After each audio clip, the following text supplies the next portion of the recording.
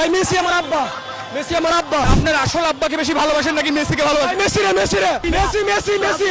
যে মেসি হলো আমার আব্বা বলতেছে আমার নিজের বাবার দরকার নাই, মেসি আমার আব্বা। আবার একজন বলতেছে যে মেসির সাথে জাহান্নামে থাকতে আমি রাজি আছি, কোনো সমস্যা নাই, জোরে কোন সুবহানাল্লাহ। মানে মেসির সাথে নাকি 100 বছর সে জাহান্নামে থাকবে। আল্লাহ তাআলা এই পাগলদেরকে হেদায়েত দান করুক, আমিন বলেন। মেসি হলো আমার বাবা। এখন জোরে বলেন তো, বাবা যদি কোনো ব্যক্তির একাধিক হয় লক্ষণ ভালো না খারাপ?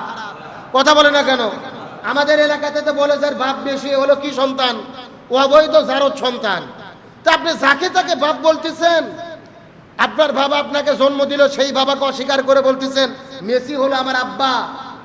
আজকে কতটা আহম্মক হলে, কতটা জাহেল হলে, কতটা মূর্খ হলে এমন বক্তব্য দিতে পারে? আজকে তো পুরো পৃথিবীর যুব সমাজ পাগল হয়ে গেছে। এই বিশ্বকাপ নামক খেলার উন্মাদনায় মেতে উঠেছেন। সারা রাত জেগে জেগে খেলা দেখা, মিছিল করা। এই যে একদিন আগে আর্জেন্টিনা খেলা হয়ে জিতলো, সারা রাত যে পরিমাণেরা পটকা বাজায়া মিছিল করছে, সুস্থ মানুষ ঘুমাতে পারে নাই, অসুস্থ হয়ে পড়েছে। কথা বলেন ঠিক কিনা? কোথায় আর্জেন্টিনা, কোথায় ব্রাজিল? আর সেই খেলা নিয়ে আজকে আমরা মাতামাতি, রাতের বেলা ছোটাছুটি, 6টা পর্যন্ত খেলা দেখে, অথচ ফজর নামাজ পড়ে না এমন মুসলমান আছে না নাই? এটা তো আমাদের জন্য বড়ই দুর্ভাগ্য, বড়ই হতাশা। আবার এক অন্ধ ভক্ত পাগলের মতো বলতেছে যে মেসি হলো আমার আব্বা, জোরে করে নাউজুবিল্লাহ বলেন। বলতেছে আমার নিজের বাবার দরকার নাই, মেসি আমার আব্বা। সাংবাদিক জিজ্ঞেস করছে যে আপনি কাকে বেশি ভালোবাসেন, নিজের বাবাকে নাকি মেসিকে? তখন এ বলতেছে আমার নিজের বাবার দরকার নাই, আমার মেসির দরকার, মেসি হলো আমার বাবা। এখন জোরে বলেন তো, বাবা যদি কোনো ব্যক্তির একাধিক হয় লক্ষণ ভালো না খারাপ? কথা বলে না কেন? আমাদের এলাকাতে তো বলে যার বাপ বেশি হলো কি সন্তান? অবৈধ জারদ সন্তান। তা আপনি যাকে তাকে বাপ বলতেছেন। আপনার বাবা আপনাকে জন্ম দিল, সেই বাবাকে অস্বীকার করে বলতেছেন মেসি হলো আমার আব্বা। আজকে কতটা আহম্মক হলে, কতটা জাহেল হলে, কতটা মূর্খ হলে এমন বক্তব্য দিতে পারে? আমার তো মনে বলে এই সমস্ত পাগল ছাগলকে পাবনা পাগলাগারোতে নিয়ে যেয়ে চিকিৎসা করা দরকার। কথা বলেন না কেন? কি আজকে পাগলামি শুরু হয়ে গেছে সমাজের ভেতরে। খেলাকে খেলার জায়গায় রাখেন না ভাই, এত আবেগ কেন? আবার আর একজন আর্জেন্টিনা জেতার পরে মিছিল করতে গিয়ে কারেন্টের তারের সঙ্গে ঠেকে বিদ্যুৎ শক করে সে মারা গেছে। এখন আর্জেন্টিনা জেতার পরে নাচানাচি করতে যদি কেউ মারা যায় বিদ্যুৎ শট খাইয়ে, জান্নাত না জাহান্নাম? কথা বলে না কেন? আল্লাহর নামে মিছিল করতে করতে মারা গেলে জান্নাত পেত, কিন্তু তো মিছিল করতেছে নেইমারের নামে, মেসির নামে, আর্জেন্টিনার নামে। মান তাশাব্বাহা বিকওম ফাহুয়া মিনহুম। যার সঙ্গে যার মহব্বত তার সঙ্গে তার কিয়ামত। আবার একজন বলতেছে যে মেসির সাথে জাহান্নামে থাকতে আমি রাজি আছি, কোনো সমস্যা নাই, জোরে কোন সুবহানাল্লাহ। কি বললেন? জোরে কোন নাউজুবিল্লাহ। মানে মেসির সাথে নাকি 100 বছর সে জাহান্নামে থাকবে। আল্লাহ তাআলা এই পাগলদেরকে হেদায়েত দান করুক, আমিন বলেন। যে রাসূলকে মহব্বত করা, ভালোবাসা, অনুসরণ করা আমাদের ঈমানের অংশ। রাসূল আরবি সাল্লাল্লাহু আলাইহি ওয়াসাল্লাম হাদিস শরীফের মধ্যে বলেন, লা ইউমিনু আহাদুকুম হাত্তা আকুনা হাব্বা ইলাইহি মিন ওয়ালিদিহি ওয়া ওয়ালাদিহি ওয়ান নাসি আজমাইন। ওই ব্যক্তি প্রকৃতপক্ষে ঈমানদার হতে পারবে না যে ব্যক্তি তার নিজের জীবনের চেয়ে, নিজের সন্তানের চেয়ে, নিজের স্ত্রীর চেয়ে, এমনকি নিজের সম্পদের চেয়ে নবীকে বেশি ভালোবাসতে না পারবে। জোরে বলেন সুবহানাল্লাহ। তাহলে আমার জীবনের চেয়ে, আমার সম্পদের চেয়ে, আমার স্ত্রীর চেয়ে, আমার সন্তানের চেয়ে, আমার বাবার চেয়ে, আমার মার চেয়ে, পৃথিবীর সবার চাইতে বেশি ভালোবাসতে হবে কাকে বলেন তো? রাসূলুল্লাহ সাল্লাল্লাহু আলাইহি ওয়াসাল্লামকে। রাসূলকে যেমন ভালোবাসা ফরজ, রাসূলকে তেমনি অনুসরণ করা ফরজ। রাসূলের ইত্তেবা, অনুসরণ, অনুকরণ করাকে কে ফরজ করেছেন? আল্লাহ তাআলা বলেন, ওমা আতাকুমুর রাসূলু ফাখুযু ওমা নাহাকুম আনহু ফান্তাহু। নবী যা বলে তা তোমরা করো, নবী যা করতে নিষেধ করে তা থেকে তোমরা দূরে থাকো। চিৎকার করে বলেন তো হুকুম কার? আল্লাহ তাআলা বলেন, কুল ইন কুনতুম তুহিব্বুনাল্লাহ ফাত্তাবিউনি ইউহিব্বুকুমুল্লাহ। তোমরা যদি আমি আল্লাহ আমার ভালোবাসা পেতে চাও তাহলে নবীকে ভালোবাসো, নবীকে অনুসরণ করো। জোরে বলেন সুবহানাল্লাহ। কিন্তু আমরা মুসলমান, আমাদের অন্তরে যত পরিমাণ ভালোবাসা বাবা মার আছে, স্ত্রী সন্তানের আছে, নায়ক নায়িকা, গায়ক গায়িকা, খেলোয়াড়ের মহব্বত আমাদের যত অন্তরে আছে, আল্লাহ রসুলের ভালোবাসা আমাদের কলিজার ভেতরে তত নাই। আজকে তো পুরো পৃথিবীর যুব সমাজ পাগল হয়ে গেছে। এই বিশ্বকাপ নামক খেলার উন্মাদনায় মেতে উঠেছেন। সারা রাত জেগে জেগে খেলা দেখা, মিছিল করা।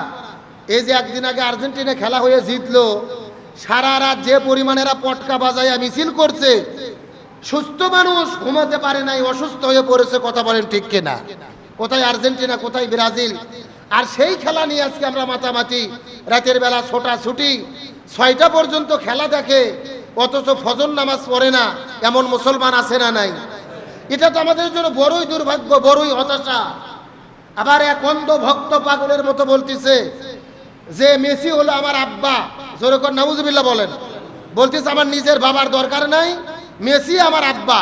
সাংবাদিক জিজ্ঞেস করছে যে আপনি কাকে বেশি ভালোবাসেন, নিজের বাবাকে নাকি মেসিকে? তখন এ বলতেছে আমার নিজের বাবার দরকার নাই, আমার মেসির দরকার, মেসি হলো আমার বাবা। এখন জোরে বলেন তো, বাবা যদি কোনো ব্যক্তির একাধিক হয়, লক্ষণ ভালো না খারাপ? কথা বলে না কেন? আমাদের এলাকাতে তো বলে যার বাপ বেশি হলো কি সন্তান? অবৈধ জারদ সন্তান। তা আপনি যাকে তাকে বাপ বলতেছেন। আপনার বাবা আপনাকে জন্ম দিল, সেই বাবাকে অস্বীকার করে বলতেছেন মেসি হলো আমার আব্বা। আজকে কতটা হম্মক হলে, কতটা জাহেল হলে, কতটা মূর্খ হলে এমন বক্তব্য দিতে পারে? আমার তো মনে বলে এই সমস্ত পাগল ছাগলকে পাবনা পাগলা গারোতে নিয়ে যেয়ে চিকিৎসা করা দরকার। কথা বলেন না কেন? কি আজকে পাগলামি শুরু হয়ে গেছে সমাজের ভেতরে। খেলাকে খেলার জায়গায় রাখেন না ভাই, এত আবেগ কেন? আবার আর একজন আর্জেন্টিনা জেতার পরে মিছিল করতে গিয়ে কারেন্টের তারের সঙ্গে ঠেকে বিদ্যুৎ শক করে সে মারা গেছে। এখন আর্জেন্টিনা জেতার পরে নাচানাচি করতে যদি কেউ মারা যায় বিদ্যুৎ শট খাইয়ে, জান্নাত না জাহান্নাম? কথা বলেন না কেন? আল্লাহর নামে মিছিল করতে করতে মারা গেলে জান্নাত পেত, কিন্তু তো মিছিল করতেছে নেইমারের নামে, মেসির নামে, আর্জেন্টিনার নামে। মান তাশাব্বাহা বিকওম ফাহুয়া মিনহুম। যার সঙ্গে যার মহব্বত, তার সঙ্গে তার কিয়ামত। আবার একজন বলতেছে যে মেসির সাথে জাহান্নামে থাকতে আমি রাজি আছি, কোনো সমস্যা নাই। জোরে কোন সুবহানাল্লাহ। কি বললেন? জোরে কোন নাউজুবিল্লাহ। মানে মেসির সাথে নাকি 100 বছর সে জাহান্নামে থাকবে। আল্লাহ তাআলা এই পাগলদেরকে হেদায়েত দান করুক, আমিন বলেন। আর এক সপ্তাহ গেলে মনে হচ্ছে পৃথিবী শান্ত হবে, এ জাতি মুক্তি পাবে, এই পাগলামি থেকে আমরা মুক্তি পাবো। কথা বলেন ঠিক কিনা? কাকে সমর্থন করতেছেন? ইমানদার মুসলমান যাকে তাকে কি সমর্থন করা যাবে? আপনি আমি মুসলমান ইমানদার, আমাদের তো বিবেক আছে। আল্লাহ তাআলা আমাদেরকে কমন সেন্স দিয়েছে। যাকে তাকে সমর্থন করেন, যারা ইসরায়েলের পক্ষে, যারা জালেমদের পক্ষে, তাদের পক্ষে আপনি কিভাবে দাঁড়ান? আপনার তো দরকার ছিল যারা মাজলুমদের পক্ষে, তাদের পাশে দাঁড়ানো। স্পেন এবং আর্জেন্টিনা খেলা হবে। স্পেনের একটা খেলোয়াড় আছে যার নাম হচ্ছে ইয়ামাল। ইনি আবার মাঠের মধ্যে যখন খেলতে যায় সর্বপ্রথম মুনাজাত করে আল্লাহর কাছে দোয়া করেন। আবার যখন জিতে যায়, বিজয়ী হয়, গোল করার পরে আল্লাহকে সিজদা করেন, আলহামদুলিল্লাহ বলেন। খেলা শুরু করার আগে আল্লাহর কাছে মুনাজাত, আবার খেলা শেষে বিজয়ী হলে আল্লাহকে সিজদা দেয়। সে একজন মুসলিম। ভালো করে বোঝেন, খেলা হলো হারাম। এটা মুনাজাত করলেও হালাল হবে না, সিজদা দিলেও হালাল হবে না। তবে একটা বিষয় হলো, খেলা যখন চলে তামাম পৃথিবীর মানুষের চোখ থাকে ওই খেলার দিকে। ঠিক সেই সময় যখন আমাদের কোনো খেলোয়াড়রা সিজদা করে, আল্লাহর কাছে মুনাজাত করে, তামাম পৃথিবীর জালেমদের অন্তরে জ্বালা শুরু হয়। তাদেরকে মেসেজ দেয়, আমরা কারো কাছে মাথা নত করি না, একমাত্র মাথা নত করি আল্লাহর কাছে। আল্লাহু আকবার বলেন। সুতরাং এটা একটা ভালো মেসেজ তার মাধ্যমে পাই। সুতরাং আমরা ইয়ামালের জন্য শুভকামনা এবং তার জন্য দোয়া করি, সেলুট দেই, প্রশংসা করি। तमाम পৃথিবীর মিডিয়ার সামনে আল্লাহকে সিজদা করার জন্য, মুনাজাত করার জন্য। তার কারণ চিৎকার করে বলেন, আমরা বিজয়ী হলে নাচানাচি আর গান বাজনা নয়, শুকরিয়া হবে কার? সিজদা হবে কার? আমরা ডাকবো কাকে? আল্লাহ আমাদের কল্যাণ দিতে পারে, আল্লাহই কল্যাণ দিতে পারে। তাবারাকাল্লাযী বিয়াদিহিল মুলক ওয়া হুয়া আলা কুল্লি শাইইন কদির। সর্বময় ক্ষমতার মালিক হলেন আমার আল্লাহ। এই আমাদের ছোট্ট একটা ভাই আছে, সৎ ভাই, অথচ তার সঙ্গে তার অত্যন্ত মহব্বত। সে বলেছে আমি তাকে সন্তানের মতো ভালোবাসি। আসলে ভাই কখনো সন্তান হতে পারে না। উনি বুঝাতে চেয়েছে তার প্রতি তার মহব্বত, ভালোবাসা। সৎ ভাই হওয়ার পরেও সে তাকে স্নেহ করে, ভালোবাসে। এখান থেকে আমাদের শিক্ষা নেওয়া দরকার। ছোটদেরকে আমরা স্নেহ করব, বড়দেরকে শ্রদ্ধা করব। রাসূল হাদিসের মধ্যে বলেন, যারা বড়দের শ্রদ্ধা করে না, ছোটদের স্নেহ করে না, এরা কখনো আমার উম্মত হতে পারে না। সুতরাং আমরা তাদের অনুসরণ করব না। এই যে যেই মেসি নেইমারের জন্য পাগল হয়েছেন, এরা কাদের পক্ষে? এরা হলেন ইসরায়েলের পক্ষে, জালেমের পক্ষে। অথচ এই ইয়ামাল বিজয়ী হওয়ার পরে হাতের ভেতরে মুসলমানদের পক্ষে ফিলিস্তিনের পতাকা, মাজলুমের পতাকা নিয়ে পুরো মাঠের ভেতরে ঘুরে বেড়ায়। আল্লাহ আকবার বলেন।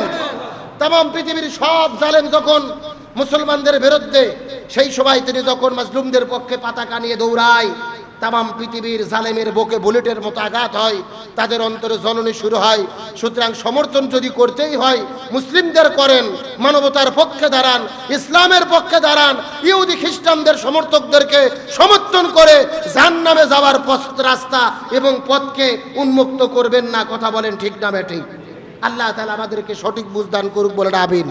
তাহলে যে রসুল আমাদের জন্য আদর্শ, যে রসুল আমাদের জন্য মডেল, আমরা ওই রসুলের আদর্শই যেন মেনে জীবন চালাতে পারি। আল্লাহ তাআলা আমাদেরকে সেই তৌফিক দান করুক। সবাই বলেন আমিন। প্রিয় ভাইরা, আজকে আমরা আলোচনা শুনবো পবিত্র কোরআনুল কারীমের 114টি সূরার ভেতরে 99তম সূরা। সূরাটির নাম হলো সূরা জিলজাল। কি নাম বললাম? সবাই একটু কথা বলেন, কি নাম বললাম? সূরা জিলজাল। জিলজাল শব্দের অর্থ হচ্ছে ভূমিকম্প। জোরে বলেন, কি কম্প? ভূমিকম্প। মাঝে মধ্যে আমাদের দেশেও, বর্তমান পৃথিবীতেও ভূমিকম্প হয় কি হয় না? ভূমিকম্প হয়, মাটি কেঁপে ওঠে। কয়েকদিন আগে ভেনেজুয়েলাতে ভূমিকম্প হলেন। যেই ভূমিকম্পে আমরা দেখেছি প্রায় কয়েক হাজার মানুষ এই দুনিয়া থেকে বিদায় নিয়ে চলে গেলেন। এই সূরাটির নামকরণ করা হয়েছে এই সূরার সর্বপ্রথম নম্বর আয়াত থেকে, যেখানে আল্লাহ তাআলা বলেন, ইজা জুলজিলাতিল আরদু জিলজালাহা।